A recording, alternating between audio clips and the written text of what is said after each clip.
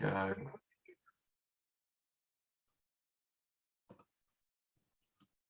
So, how to request an education, health and care needs assessment. I'm hoping that everyone can see this.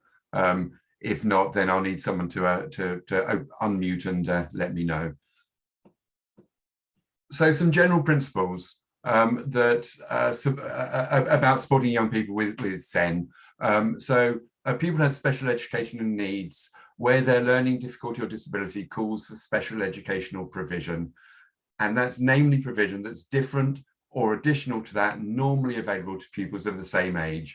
And this comes from the law. This is part of the Code of Practice 6.15. Hopefully when you do our presentations, I refer to the Code of Practice a lot.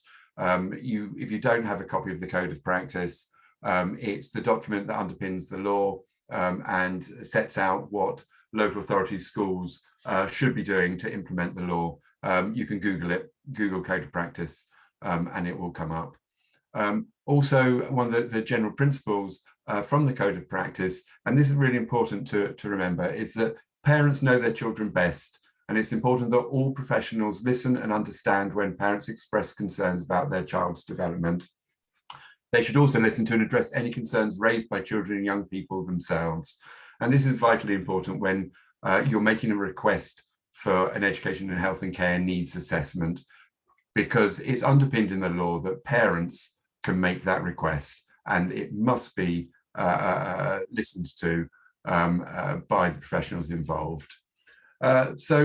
Support for children with special education needs is kind of divided into sections. So the first stage is in Camden, it's called Quality First Teaching, and this is something which is available to all schools and all pupils. And this is where when children start to show that they need additional support, and this is very clearly kind of laid out, and there are documents available from Camden about Quality First Teaching and what parents and young people can expect from their school in terms of Quality First Teaching.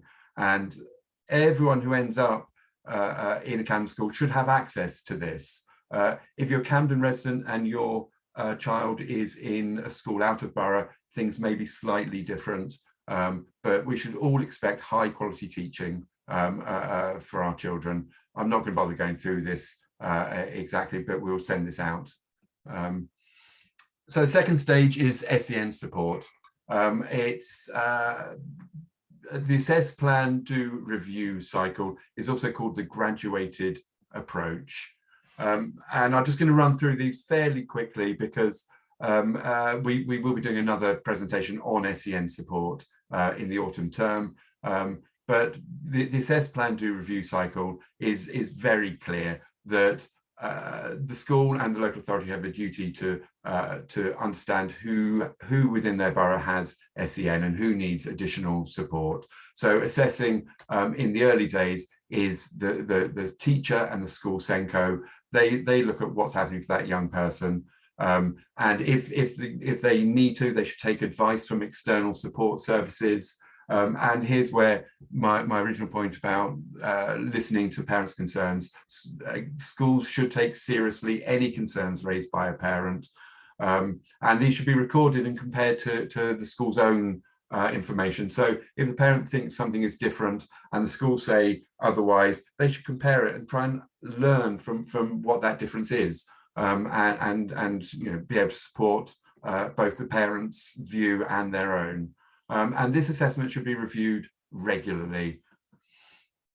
So after the assessment, then obviously there's no point doing an assessment if you're not going to use it to underpin what you do. So this is where the planning comes in, and where it's decided to provide a pupil with SEN support, the parents must be formally notified. And again, this is really, really important. There must be a formal notification from the school that the child will be receiving additional support through the SEN support system. Although, I mean, as I put, parents should already been involved because their views are really important. So where the school first suspect that there may be additional needs, the parents should be involved at that point. And then you through meetings with the school, the teacher and the SENCO, You then work out what's going to happen, the adjustments, the interventions, and the support. And again, I've underlined this, that everyone should be aware of the expected impact on progress, developmental behaviour, and a date for review. So what will be the outcome for the young person of a specific intervention? How long should it take to happen? So that way, when we come to the review in a minute, you can actually review what's happening. So parents should be fully aware of the plan, support and interventions, and where appropriate, plans should seek parental involvement. So things which they may be doing that you can then also do at home to help to reinforce and contribute to the child's progress. So that's called an IEP, an individualized education plan, and you should have a written copy of the IEP so you can remember what's meant to be happening. Then we come to the do of assess, plan, do, review. Do is doing it.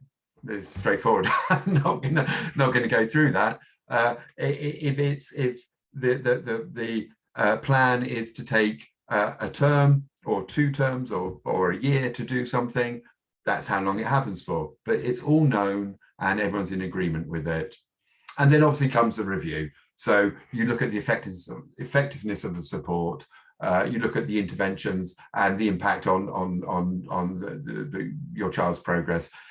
This is where you look at asking the questions: has this intervention worked? If not, why not? And then you take learning from that. Was it because the child wasn't in school because of COVID? Was it that there was no way that it was ever going to work because it was pitched too high, or was it maybe even pitched too low?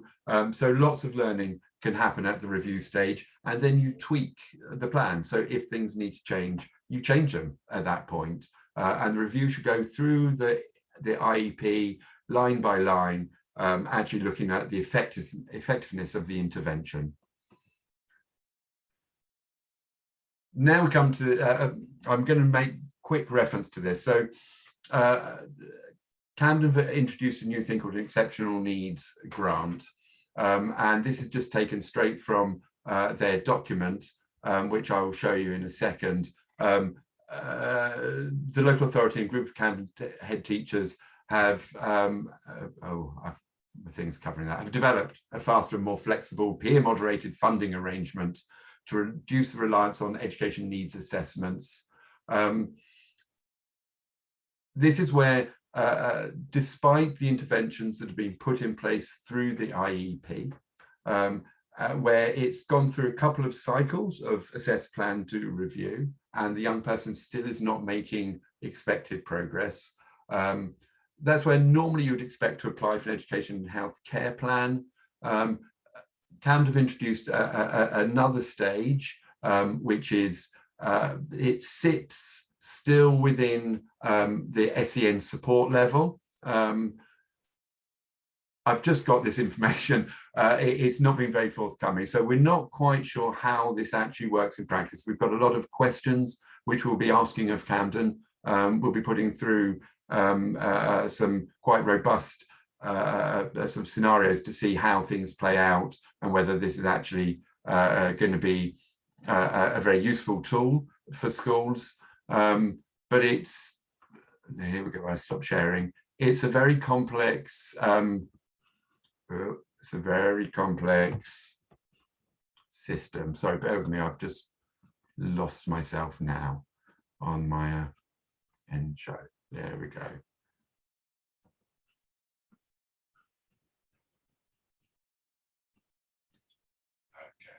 so back to my screen share.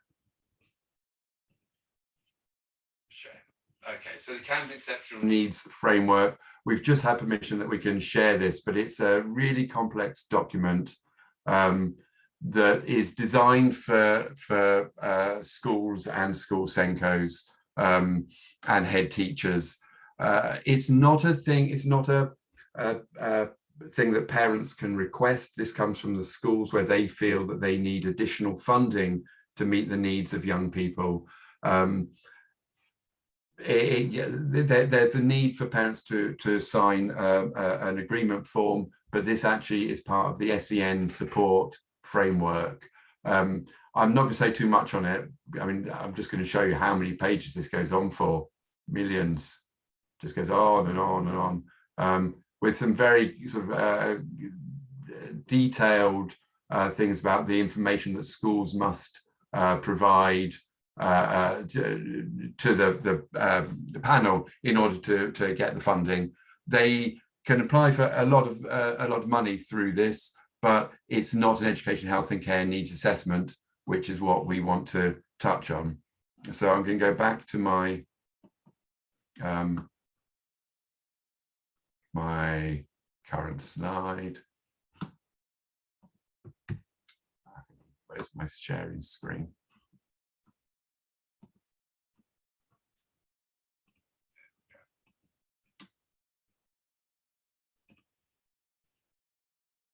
Okay, so we've touched on exceptional needs grant. We will come up with far more details on this during our next seminar. So then we come to requesting an education and healthcare needs assessment. And this is really when you've been on, when your child's been on SEN support, and despite all the identified actions, I've underlined it here, despite the school having taken relevant and purposeful action to identify, assess and meet the special education need of the child or young person has not made expected progress. At which point the school or parents should consider, again, that wording is very important, they should consider requesting an education, health and care needs assessment. See chapter 9 is referring back to the code of practice, where I've got 6.63 at the beginning of that sentence. That shows it comes from the code of practice.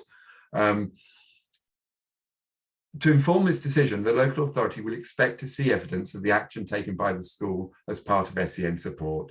So that's where, having been on SEN support for a couple of cycles of assess, plan, do, review, the school should have all that evidence ready to supply to the local authority to demonstrate that they've put a lot of work in and a lot of thought to supporting that young person, and despite that, they're going to need additional financial support, and they also need to have the child's needs more clearly defined. The thing with an education, health and care needs assessment is it's designed to actually dig a bit deeper. You need to be getting educational psychology reports, you need to be doing all sorts of other things that will help to understand what level of need the young person has. So when you come to requesting education, health and care needs assessment, I've kind of just given us two possible scenarios here. The first one is that the school and yourself are in agreement that an education, health and care plan may be necessary. And this comes from having had a few cycles and you have good quality dialogue with the school, and they are saying, yes, well, we have really tried hard to do the things which we have been able to do, yet despite that, your child still isn't making the necessary steps. Scenario 2, and this often happens, you're in disagreement with the school. You feel your child needs additional help. School feel that your child is making expected progress, and then you need to work out how to progress in that scenario. So we're going to break that down. So we'll just look at scenario 1. It's very straightforward with scenario 1. During all the reviews, it's decided that despite the support, your child's not making expected progress. This should always be one of the questions you're asking in the meetings. Is my child making progress? Is it the right progress? Is it as much as they should be making? So at that point, the school can fill in the school request form. There are 2 request forms from Camden. There's the school's request form, and there's also the parental request form. The school's request form is easily accessible through the local offer website. The parental request form is a bit harder to find, but that's something which certainly we can help with if you're looking at making that request yourself. I'm just going to show you the school's request form. If I go to that's parental.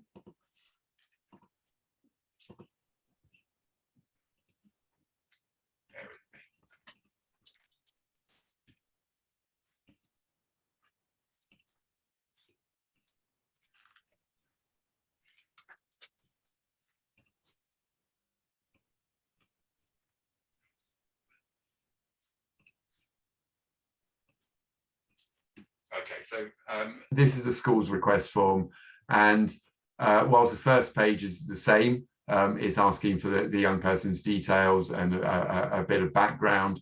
Straight away, it's asking for things which you as a parent wouldn't have. So you'll always know if you've got the right or wrong form, because we suddenly come down to questions. Oh, this is just about major bits of need, educational attainments, early years foundation stage outcomes. If you're getting these questions, you're on the wrong form. It's important to know, because we had a lot of parents who just think, I don't know what to do. Well, you change forms. You can't possibly fill that one in. But they are asking for a lot more details than we would give ourselves. I'll show you the parent form shortly. Let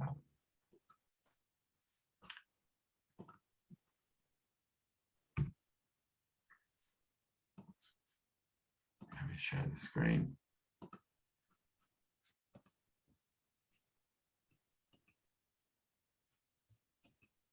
So back to scenario one. So the school fill in their form, and they've got lots of details. They can demonstrate that they've put in all the necessary groundwork, and that despite that, the young person still needs an education, health and care needs assessment. It should be enough to convince the local authority. It's an issue between the schools and the local authority about whether they have or haven't done it. That's something where sometimes there are disagreements there too, but that's something which we can help individual parents with if they come up against that. So the school show the interventions they put in place, and then parents are asked to fill in a form called All About Me and sign a consent form. Again, this is one of those things that the All About Me form is asking for a lot of information that actually isn't necessary at this stage. It helps Camden if they're going to go through and conduct an education and healthcare needs assessment. I think I've got a copy of that All About Me form visible. Let me go to make a request. Parent review. I can't find the All About Me form. They ask for questions about what difference would you like to see an education, health and care plan make. They ask for details about family relationships, all of which are important when thinking and planning for a young person. But at the stage where you're just requesting a plan, it's not necessarily fully done. So you can, or you know, if you want to, you can fill it in. If it's easy for you to fill in, you can. If it's not, you can leave some of it, but you will need to sign the consent declaration.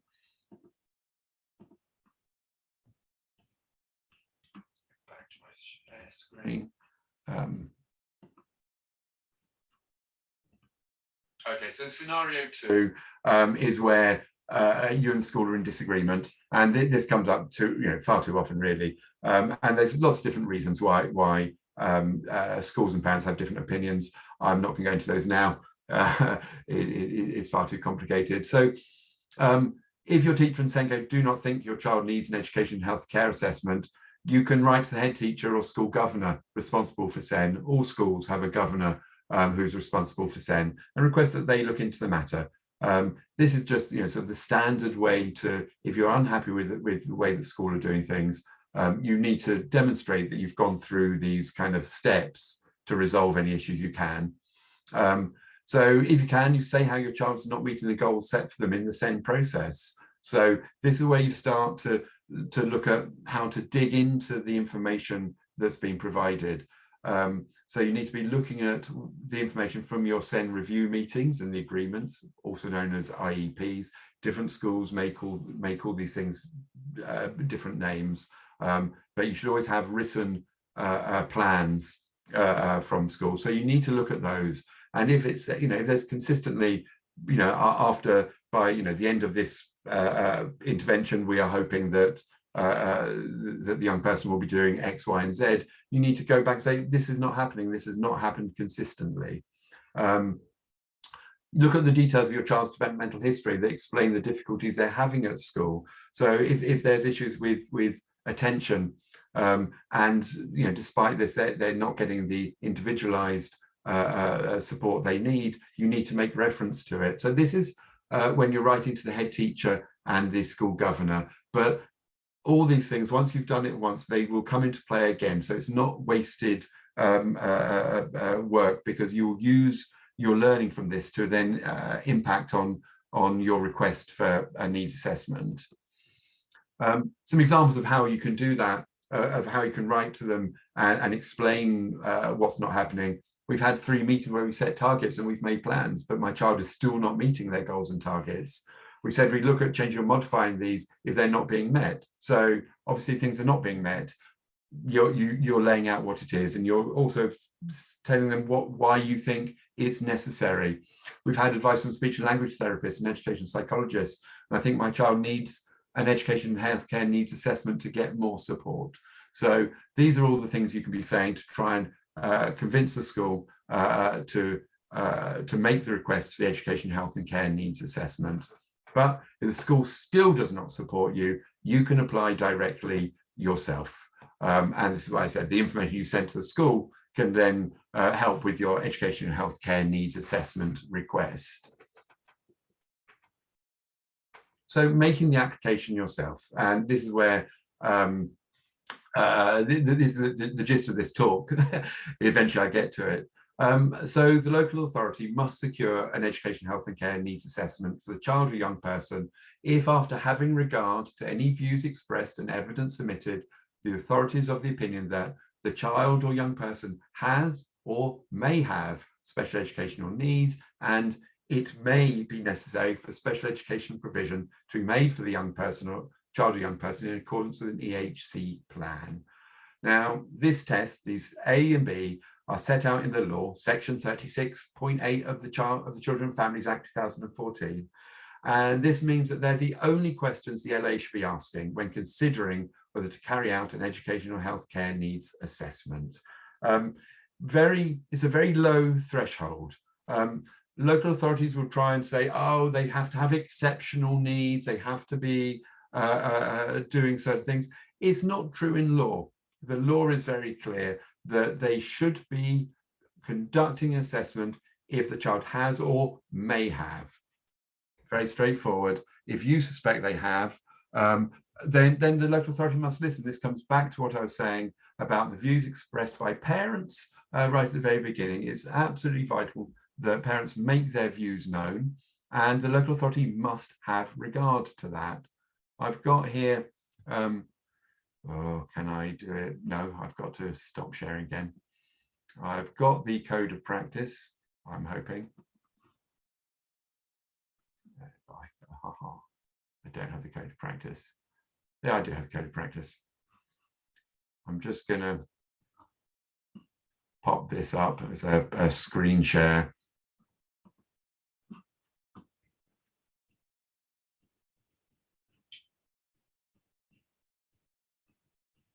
So the SEND code of practice is accessible at gov.uk. It's a very, it's 292 pages, but it's quite nicely laid out. You can go through and you can click on the links to where's SEN support. I can't remember where SEN support is now for the life of me.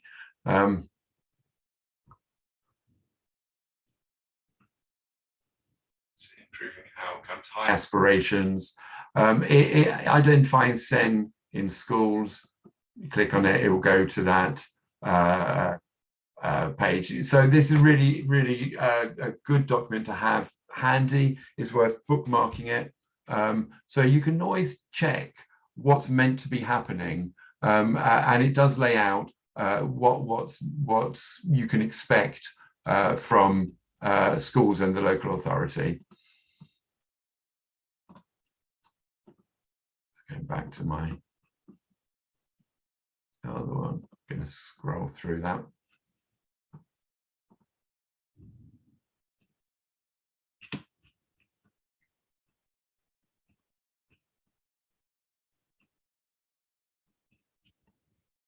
Okay. So yes, so that's the same code of practice. Making the application yourself. So there are several ways you can make the application. Camden has an application form.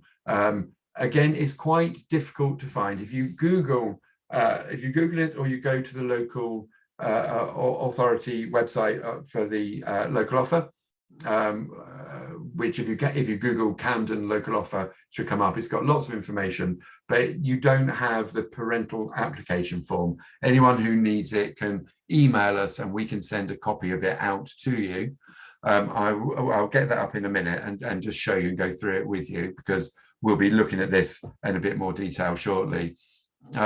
So the upside to using the Camden form is that it's designed to fit in with the education, health and care plan. So it's asking for a lot of information that would then be used to populate the education, health and care plan.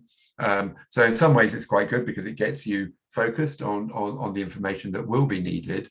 But also, as I said earlier on, with the parental bit of the school's application form is asking for certain things that are not necessary, particularly at this point, and that the form is obviously a local authority form. It's designed to give them the information that they want and need. It doesn't necessarily help to make your case, because the questions at the top of boxes may be a bit off-putting to parents. So let me just see if I can find that, because I'm sure I've got that handy. Here we go, parent and young person.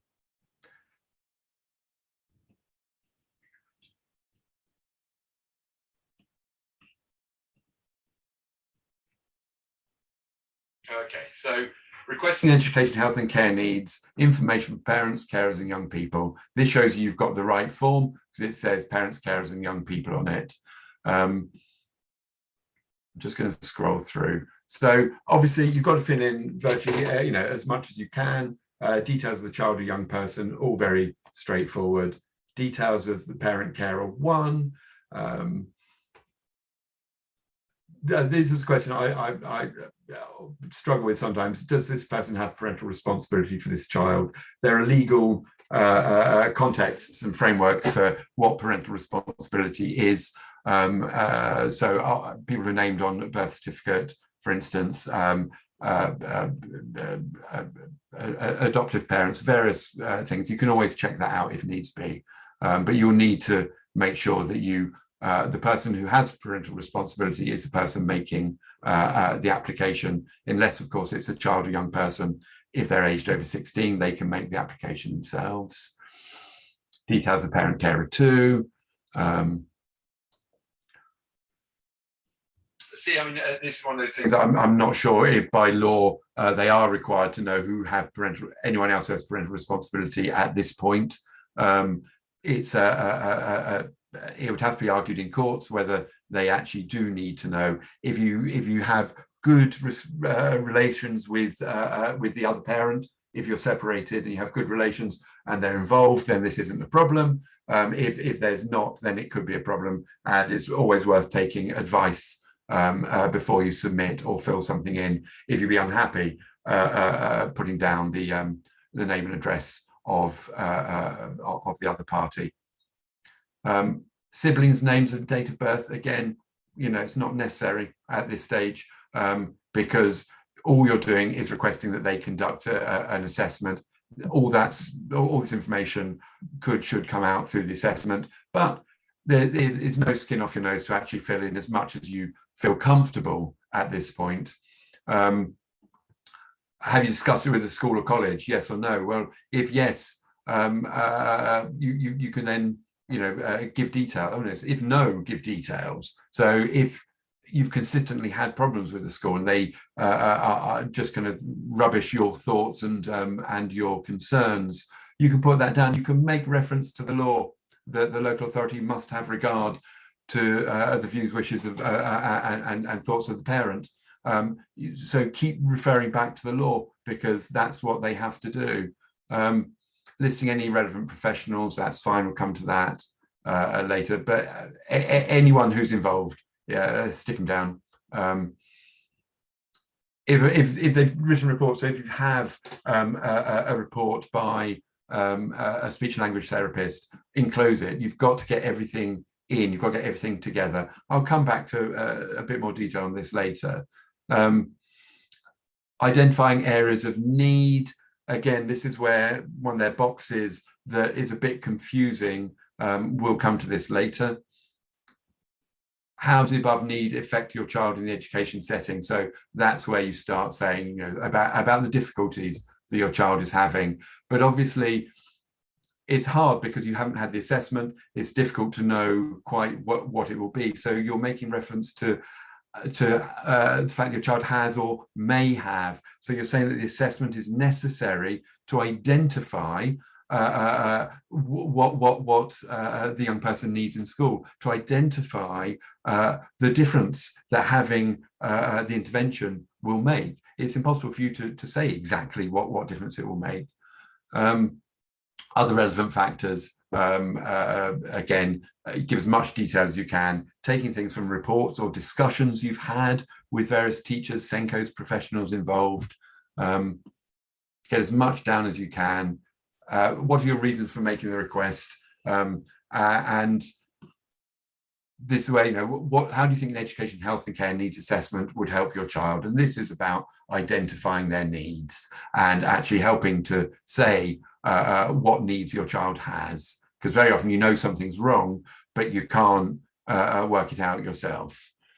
Part C, again, this is one which is not important to fill in if you can't.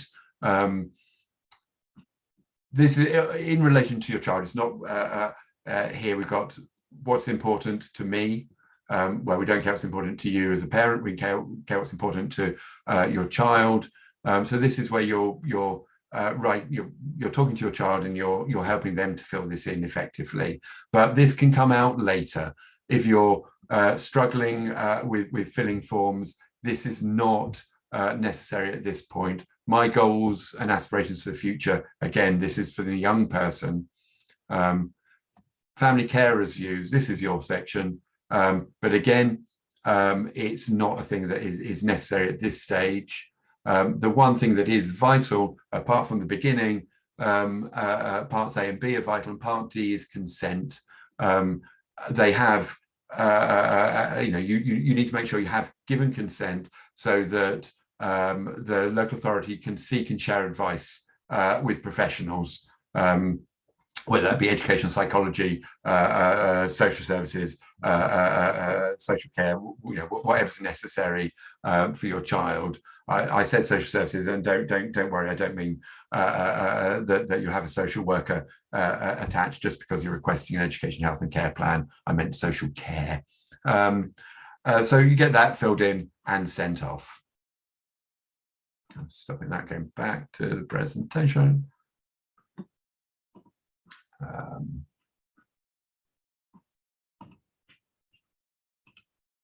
Okay, so that's filling in their application.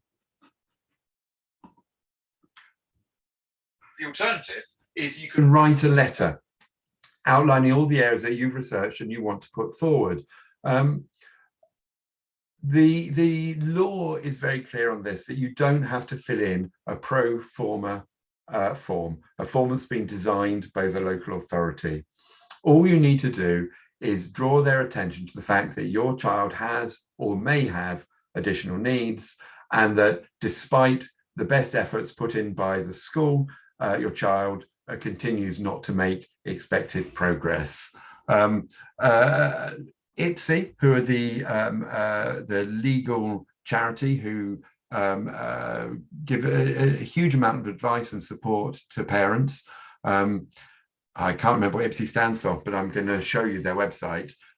They have a template letter, and I am aware that some IAS services just use the EHC model letter. That's what they tell parents to fill in when requesting education, health and care needs assessment. I will say before I go to that model letter that there have been cases where the local authority have rejected a letter because parental consent was not specifically granted. Again, I think that could be argued in court, but why bother making things difficult, you could always print up the consent form from the back of the parental request form from Camden and send that in alongside your letter. That just stops it becoming an issue. Why make problems yourself? Okay, I'm now going to try and go to the EHC website.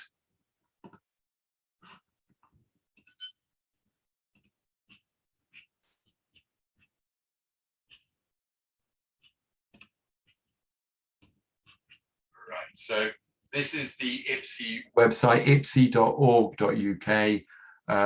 When you get the slides for the presentation, which I will send to Maria to circulate after this seminar, there will be a link, a direct link on it, and you can just click on the link and you'll come through to this. So if you go to the link, it comes to asking for an education, health and care needs assessment letter 1. Click, oh, I see it's a download.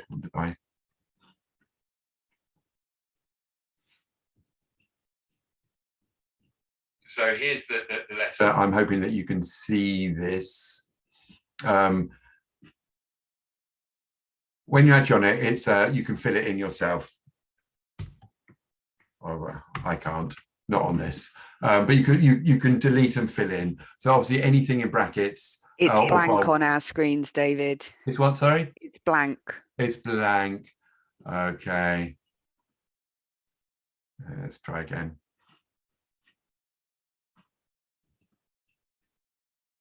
Maybe because I tried to type into it. I think that was the problem previously.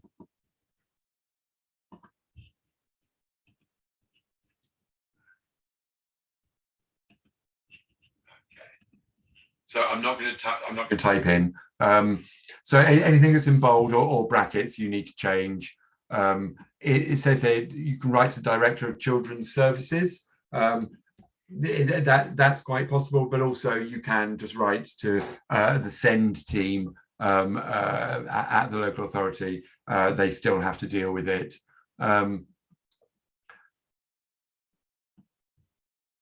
So it's very straightforward. I'm writing as parent of Joe Bloggs to request an assessment, where it's the same as the Camden form. Is you do need to put in details about why and how you believe your child has SEND and why you feel that education, health and care needs assessment is important.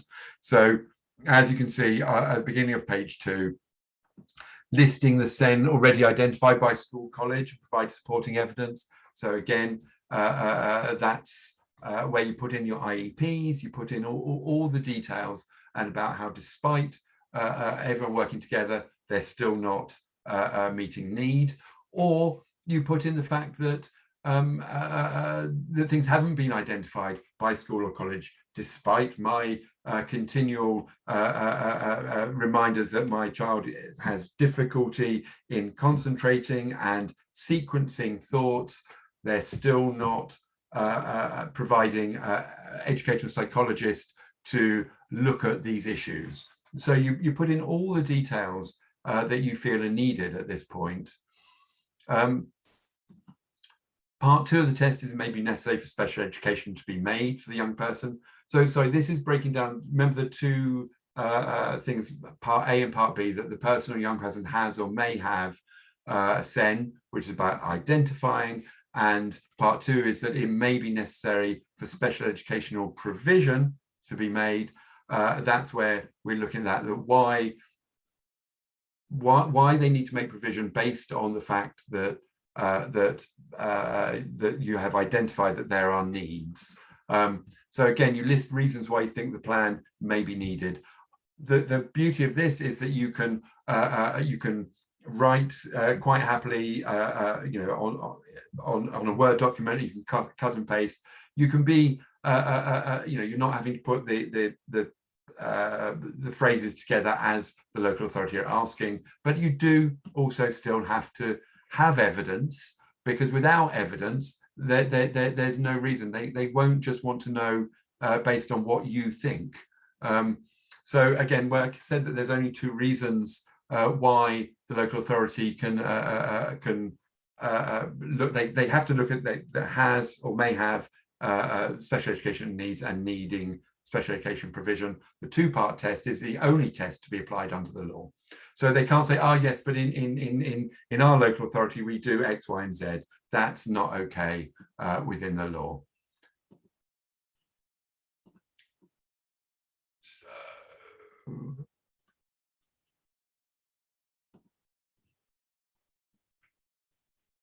And as I say, yes, even though that letter is probably in itself, as far as the law is parental consent, because you are requesting that they do an assessment.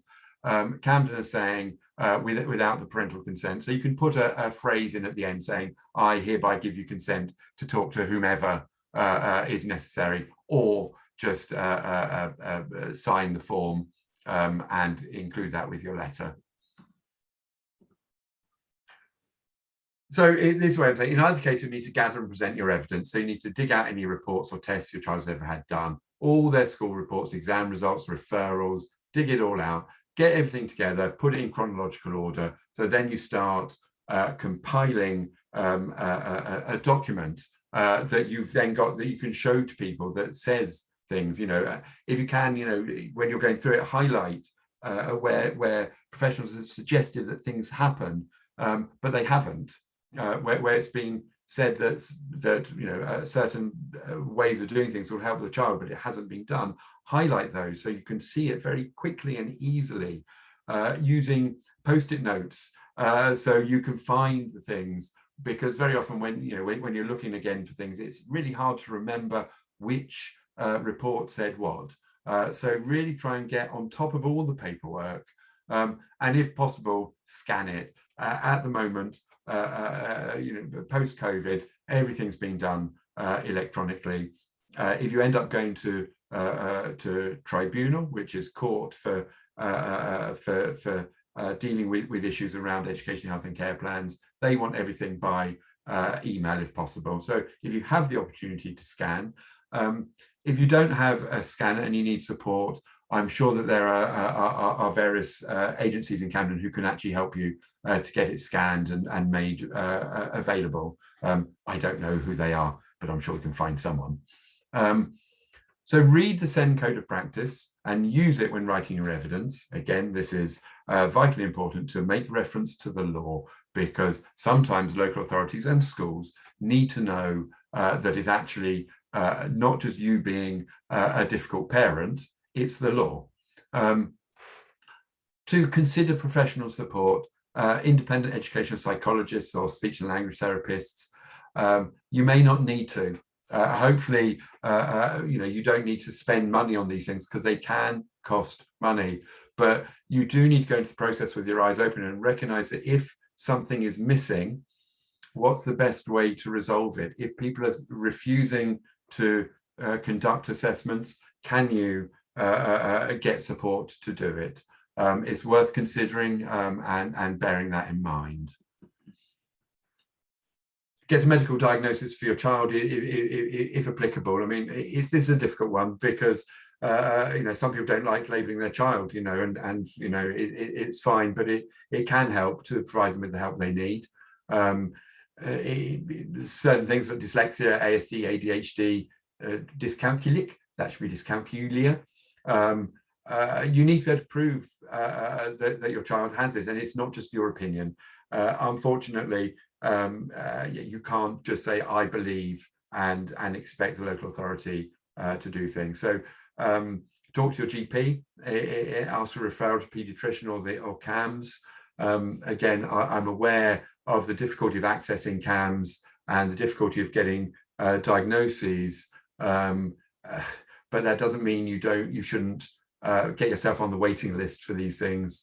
Unfortunately, sometimes things can take so long to actually get going as far as support for your child, that where you think it's going to take sort of 18 months to get a referral. Well, sometimes, unfortunately, the referral comes before anyone agrees that your child actually needs additional support.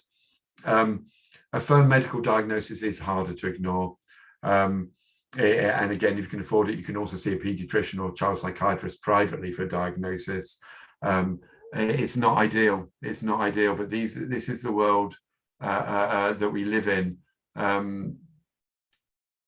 You know, you need to consider these. If you can't, then we can get support to help push for things. But it's absolutely worthwhile not just relying on the support that school are putting forward. You need to think about whether you need to make specific request for school to do certain things. So find out what your child should be achieving. This isn't my wording, but I lifted this from someone else's website. But it's true that the LA will argue that just because your child isn't doing as well as you think, that's just tough. Your child will achieve whatever they will achieve. It doesn't necessarily mean that they need SEN support or an education, health and care plan. It's just the way of it. Some children are more academically able than others, and they're right. If you're just saying, "Oh, my child isn't doing as well as I would like them to do," then they will happily turn around and say, "Well, that's to do with your child and not to do with their SEN." So you need to find out about what realistically your child should or could be achieving, and then look at whether they're falling short of what their potential is. So it's about the falling short of an identified potential. And so how can you show that your child has a greater potential than their current achievements point to? And this is one of those ones where it becomes, I don't want to use the word a fight, but it becomes a point. You're having to prove something. You're having to prove that what you think is right and what someone else thinks is wrong, which is why ultimately it can end up in tribunal, that if after you've made the education healthcare needs assessment request, the local authority turn around and say, no, we don't feel that your child has issues. We think it's absolutely fine, that they're making quite fine progress, they're meeting their potential, and they don't need a plan. So if you have grounds, you can go to tribunal, and then the tribunal judge will look at whether they have made a mistake, and that what you're saying about your child needing additional support is correct. So there's always a judgment to be made, but you do need to lay out your case, why you think this is right. So the obvious way is to secure an educational psychology assessment. All the LAs have their own ed psych department, but the educational psychology departments of most local authorities have their time sucked away, and they're very rare can you actually get a full educational psychology assessment.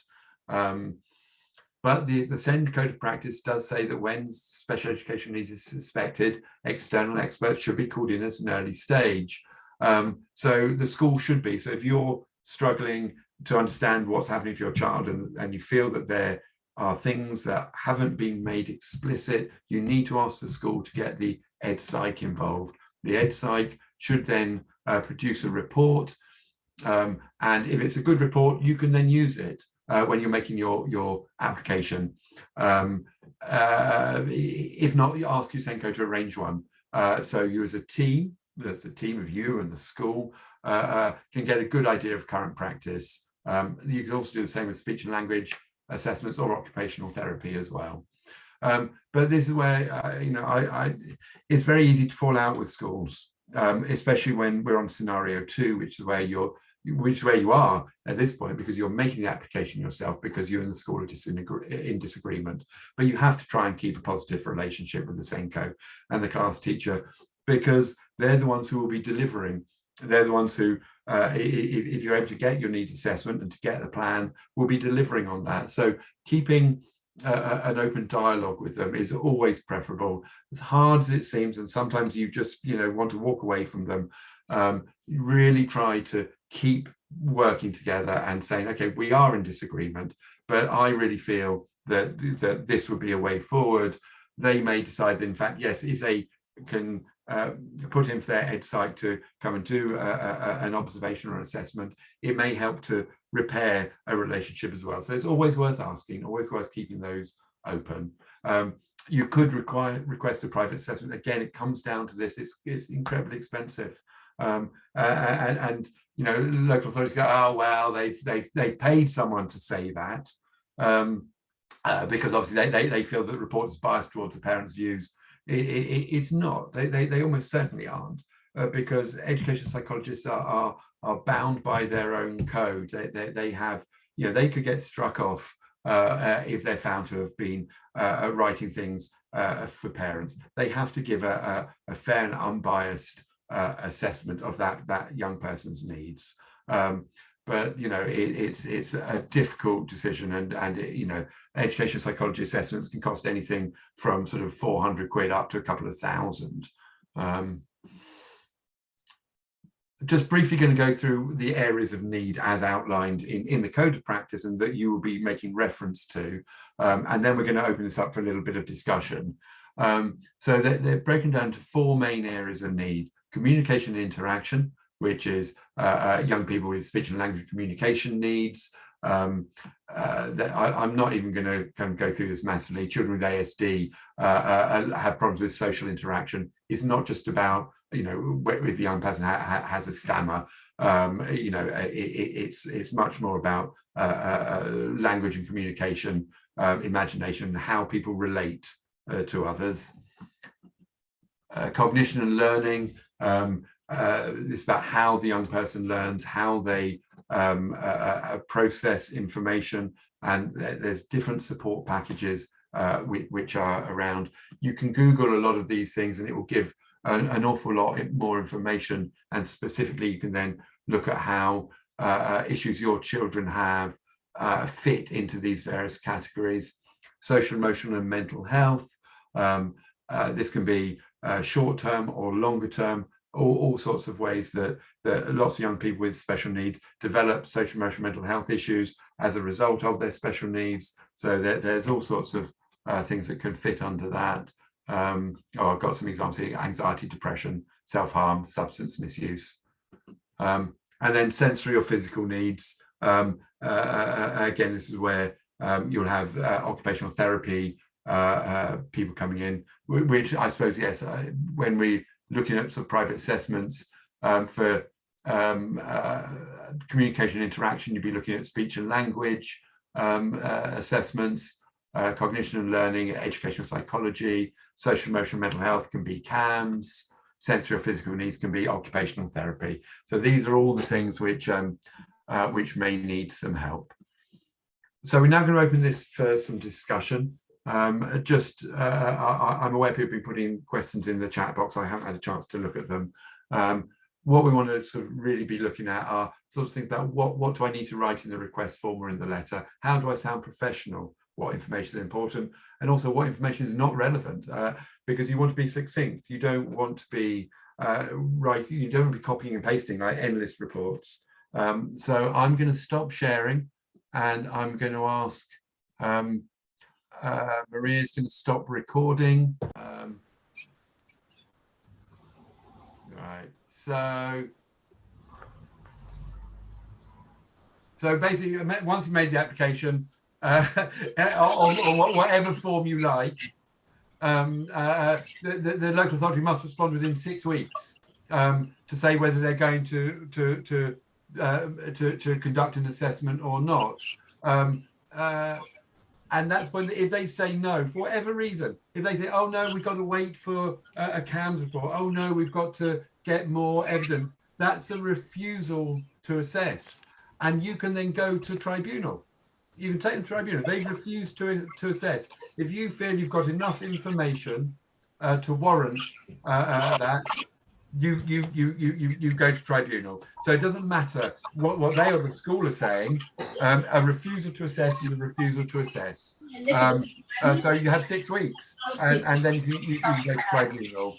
So someone's got their mic on. Michelle, sorry, can I interrupt David? Michelle, can you mute yourself, please, because we can hear your feedback. Lovely. Thank you.